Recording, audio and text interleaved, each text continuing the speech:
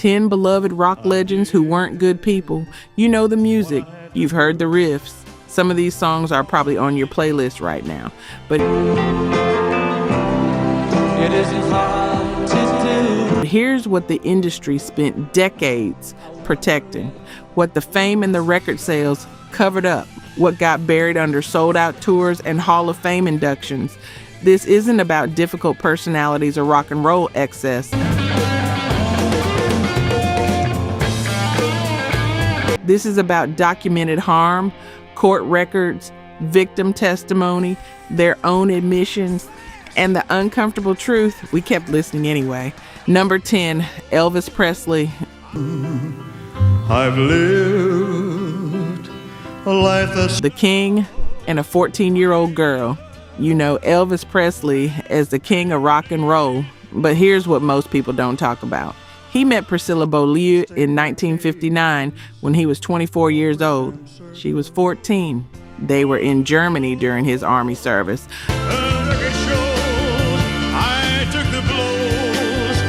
According to Priscilla's own memoir, Elvis told her she fit his ideal woman.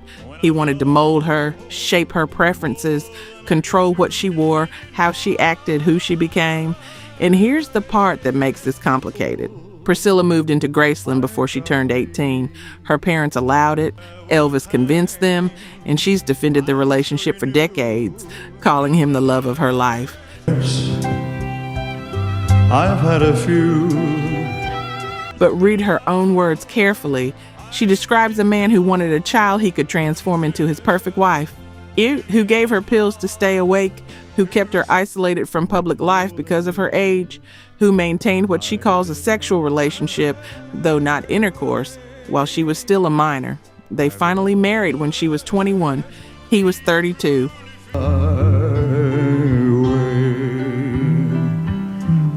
And the grooming that started when she was in 8th grade became a marriage that lasted 6 years before she left to find herself for the first time. The king built Graceland, but he also built a relationship with a child. And now, as tears subside. Number 9, John Lennon. It's easy if you try. Imagine a man who admitted to hitting women to John Lennon, peace activist, Imagine author, voice of a generation, and by his own admission, a man who hit women. 2 days before he was murdered in 1980, Lennon gave an interview to Playboy magazine. The interviewer asked about the Beatles song Getting Better. But I'm not the only one. And Lennon's response was clear. I used to be cruel to my woman, and physically, any woman. I was a hitter. I couldn't express myself, and I hit. I fought men and I hit women. Not one woman. Women. Plural. But I'm not the only one. His first wife, Cynthia, confirmed he struck her when they were dating. She broke up with him. He apologized after 3 months. She says it never happened again, but his own words tell a different story, a pattern of violence he couldn't control. Letters from his housekeeper described John hitting his son Julian during meals, criticizing how the boy ate, getting too severe with a child who, according to the housekeeper, had better table manners than most kids his age. Imagine all the people. And here's the painful irony Lennon himself acknowledged. That is why I am always on about peace. It is the most violent people who go for love and peace. He knew what he'd been. He said he regretted his violence. He claimed he'd learned not to be violent anymore. And the world will be as one. But if you've ever wondered why the man who wrote All You Need Is Love was so passionate about preaching peace, now you know. Sometimes the loudest advocates are trying to drown out their own past. Imagine no possessions. Let's look at the numbers. Only 9% of you are actually subscribed. Honestly, that's tough to see. Our team spends days hunting down archives and verifying every single fact just to tell these stories right. If you've made it this far into the video, you're clearly part of the community, so please hit subscribe. It costs nothing and helps us immensely.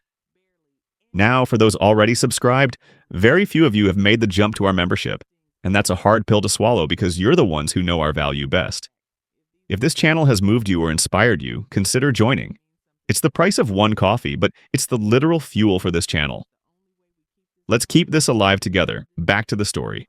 Number 8, Ted Nugent.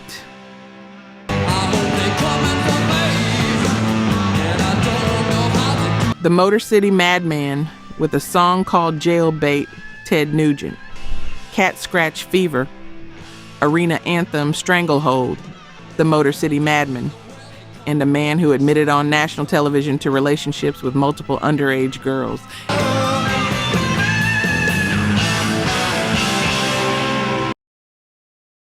In a 1998 episode of VH1's Behind the Music, Nugent didn't hide it. "I was addicted to girls," he said. "It was hopeless. It was beautiful." And then came the details. In 1978, when Nugent was 30 years old, he began a relationship with 17-year-old Pele Massa from Hawaii.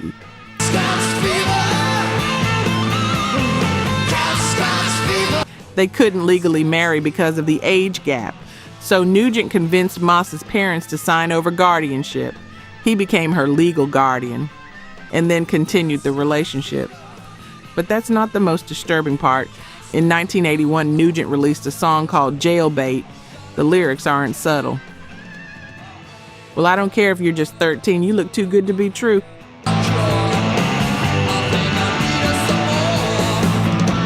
The song ends with a joke about statutory rape arrest, and then there's Courtney Love's allegation. In 2004, she claimed on Howard Stern's show that she performed oral sex on Nugent when she was 12 years old. Nugent has denied this specific claim, but he's never denied the pattern. Multiple underage girls, a guardianship arrangement to avoid statutory rape charges, a song celebrating attraction to 13-year-olds, and somehow he became a spokesperson for family values and conservative politics.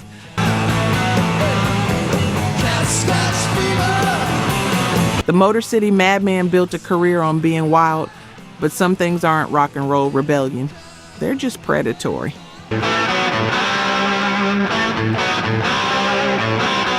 Number 7, Jimmy Page.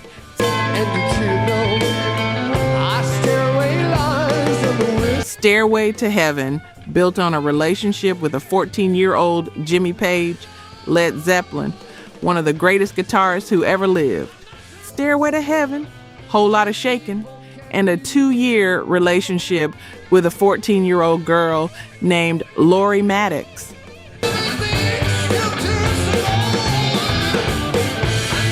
It was 1973. Page was 29. Lori was part of the Los Angeles groupie scene. According to her own interviews, Page's manager brought her to his hotel room at the Hyatt. She says she lost her virginity to Page that night. For the next 2 years, they maintained a relationship. Page went to extreme lengths to hide. He knew it was illegal. California's age of consent was 18. He feared statutory rape charges, so they traveled separately.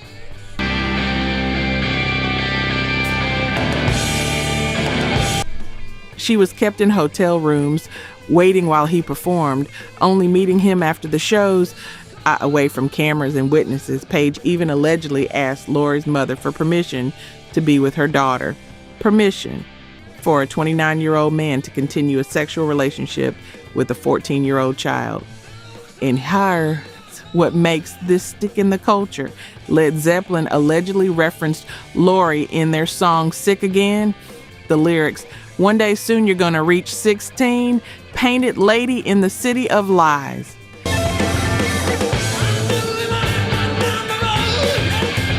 Though Robert Plant later said the song was about multiple underage groupies on their 1973 tour. Multiple underage groupies, not one. A pattern so common it made it into a song.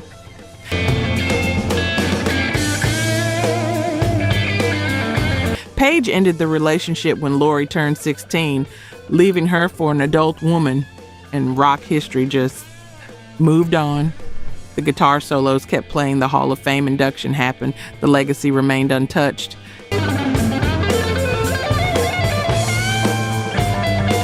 Number 6, Steven Tyler. These lines on my face getting clearer. Dream On, after becoming guardian of a 16-year-old Steven Tyler.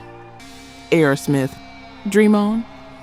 Walk This Way, American Idol judge, and a man who obtained legal guardianship of a 16-year-old girl so he could maintain a sexual relationship with her. Her name was Julia Holcomb.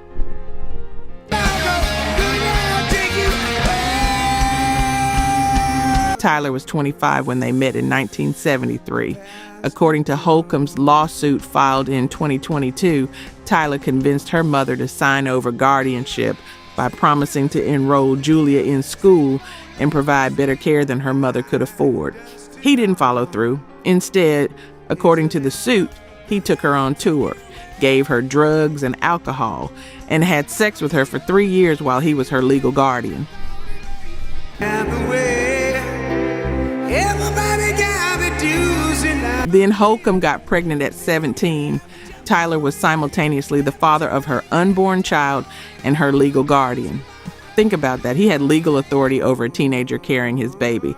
According to Holcomb, Tyler initially wanted the child. He threw her birth control pills off a hotel balcony. Then he changed his mind and pressured her to have an abortion. For over an hour, according to her account, until she relented.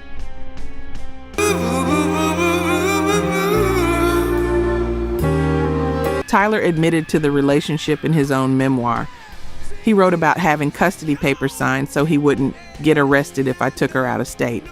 He didn't deny it. He just framed it differently. In his response to Holcomb's lawsuit, Tyler's lawyers claimed the relationship was consensual and that he had immunity because he was her legal guardian. Read that again. His defense was that he had immunity because he was her guardian. The guardianship he obtained to facilitate the relationship.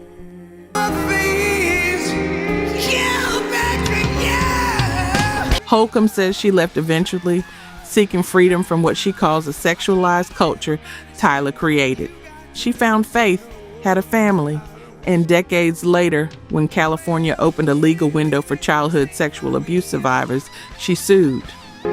living, learning from fools and from Number 5, Jerry Lee Lewis.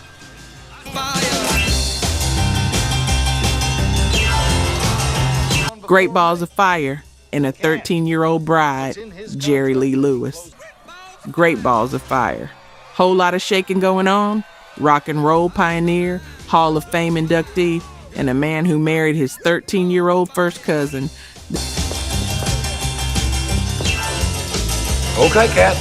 December 12th, 1957. Jerry Lee Lewis was 22. Myra Gale Brown was 13. They married in Mississippi. And when Lewis arrived in London for a 1958 tour, a reporter at the airport asked who Myra was. She told the truth. Lewis tried to lie, claiming she was 15. Within days, the truth came out. She was 13. They'd been married for 5 months. She was his first cousin once removed, and Lewis hadn't even finalized his divorce from his previous wife before marrying Myra.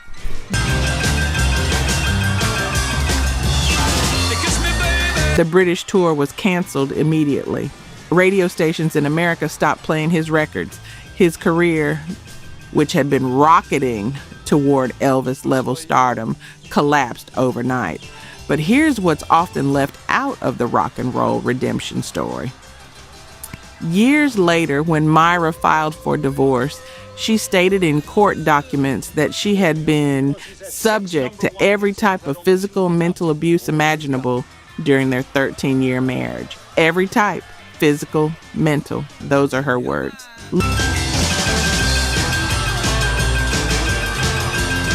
Lewis went on to have a successful country career in the late 60s.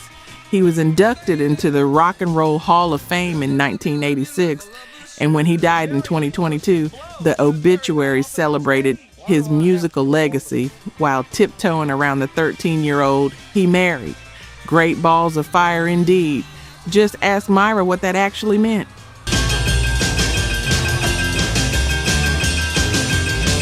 Number 4, Chuck Berry. Oh, Maybelline, can't you be true? Johnny B. Good and hidden cameras in the women's bathroom, Chuck Berry, rock and roll architect, Johnny B. Good, roll over Beethoven, the man who essentially invented the genre, and a man who secretly videotaped women using the toilet.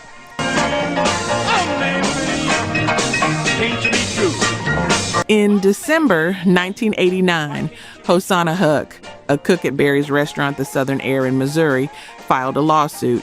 She claimed Barry had installed hidden cameras in the women's bathroom and made videotapes of her changing clothes and using the toilet.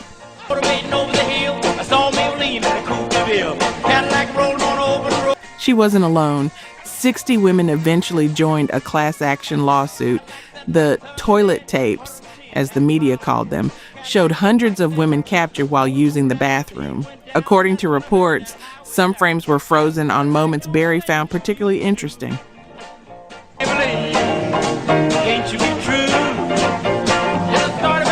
Barry initially denied making the tapes, claiming ignorance about who installed the cameras, but that defense crumbled quickly. In 1994, after the Supreme Court declined to hear his appeal, Barry quietly settled all the lawsuits for approximately $1.2 million. $1.2 million. Split among 59 women, that's roughly $20,000 each, for being secretly videotaped in one of the most private, vulnerable moments a person can have.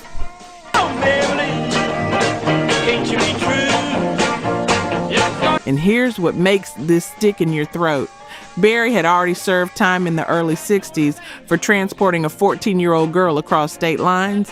He had a pattern. The justice system knew, the industry knew, but when Barry died in 2017, the tributes flooded in, legends mourning a legend, the influence celebrated, the guitar riffs honored, and the women who sued him barely mentioned. A footnote in obituaries that focused on his pioneering sound. It is Maybelline. Johnny B. Good became a cultural touchstone. The man who wrote it invaded women's privacy on an industrial scale. Side to side. Maybelline. Why can't you be true? Number 3, Ike Turner.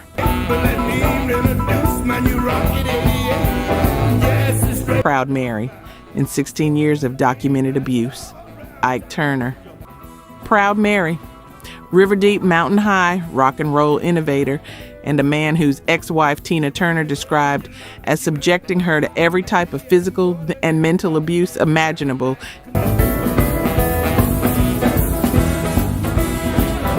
Tina didn't whisper about it. She documented it in her 1986 memoir, I, Tina, in countless interviews, in a 1993 film starring Angela Bassett, and in a 2021 HBO documentary. The details are horrifying.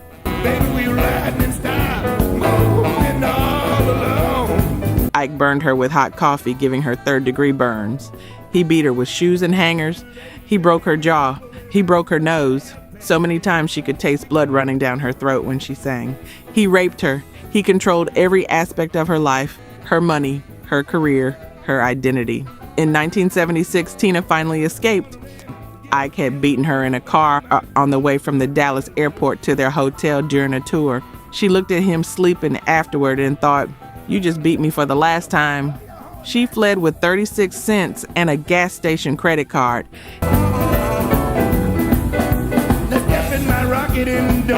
And here's what you need to understand about Ike's response. In 1990, he admitted it to People magazine. All the fights Tina and I had were about her being sad about something. I get real emotional if you're worrying and don't tell me what it is, so I'd slap her or something like that. Slap her? Or something like that. Like that's a normal response to someone being sad.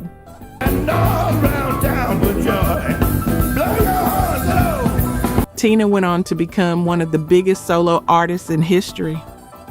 What's love got to do with it? The best. A phoenix rising from 16 years of documented abuse. Ike died in 2007, still minimizing what he'd done.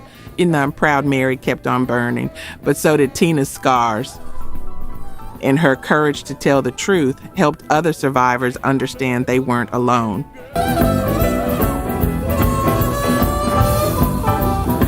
Number 2, Gary Glitter, Rock and Roll. Part 2 and 3, Child Sexual Abuse Convictions, Gary Glitter. Rock and Roll Part 2, Arena Anthem. Sports stadiums still played it for decades. And a man currently serving 16 years in prison for child sexual abuse.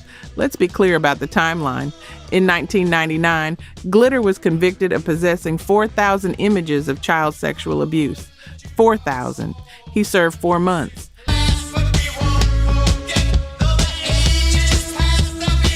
After his release, he fled to Southeast Asia. Cambodia expelled him in 2002 on suspected child sexual abuse charges. He went to Vietnam. In 2006, a Vietnamese court found him guilty of obscene acts with 2 girls, aged 10 and 11. He was sentenced to 3 years.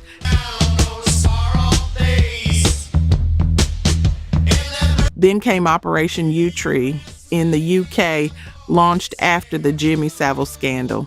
In 2015, Glitter was convicted of attempted rape, 4 counts of indecent assault, and 1 count of having sex with a girl under the age of 13. These crimes occurred between 1975 and 1980.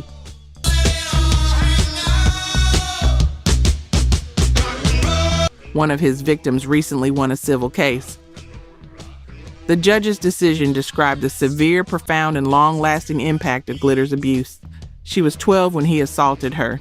He met her and her mother backstage at one of his shows, plied them with champagne, got the girl alone, and raped her. Glitter is now 78 years old. He was released from prison in 2023, then recalled just weeks later for violating probation terms. He'll likely die behind bars.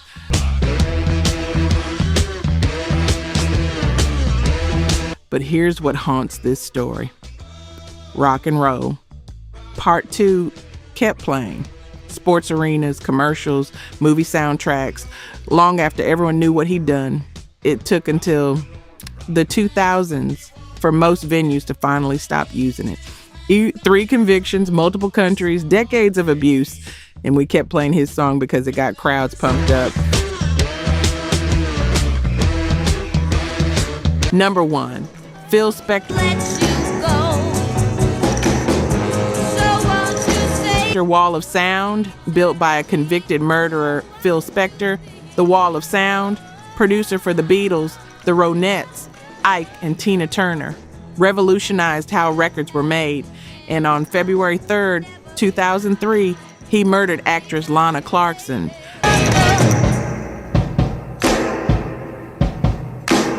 Clarkson was 40 years old, working as a hostess at the House of Blues in Los Angeles. Spector met her that night. They went back to his mansion in Alhambra. About an hour later, Spector's limo driver heard a gunshot. Then Spector walked out through the back door, holding a gun. And according to the driver's testimony, Spector said, "I think I killed someone."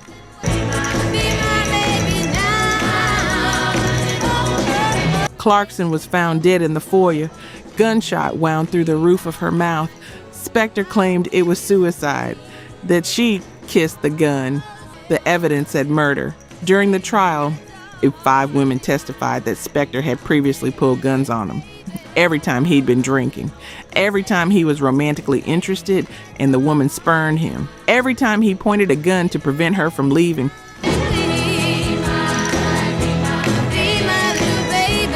The first trial in 2007 ended in a mistrial. Hung jury 10-2 for conviction. The retrial began in 2008. On April 13th, 2009, the jury found Spector guilty of second-degree murder. He was sentenced to 19 years to life.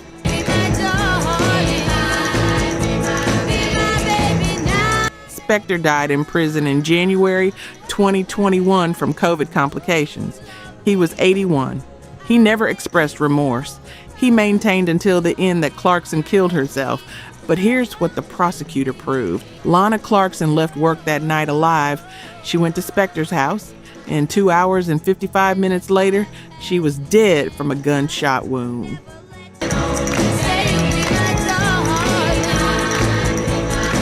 The only other person there was Phil Spector. The wall of sound couldn't drown out the sound of that gunshot or Lana Clarkson's family crying in the courtroom when the verdict was read.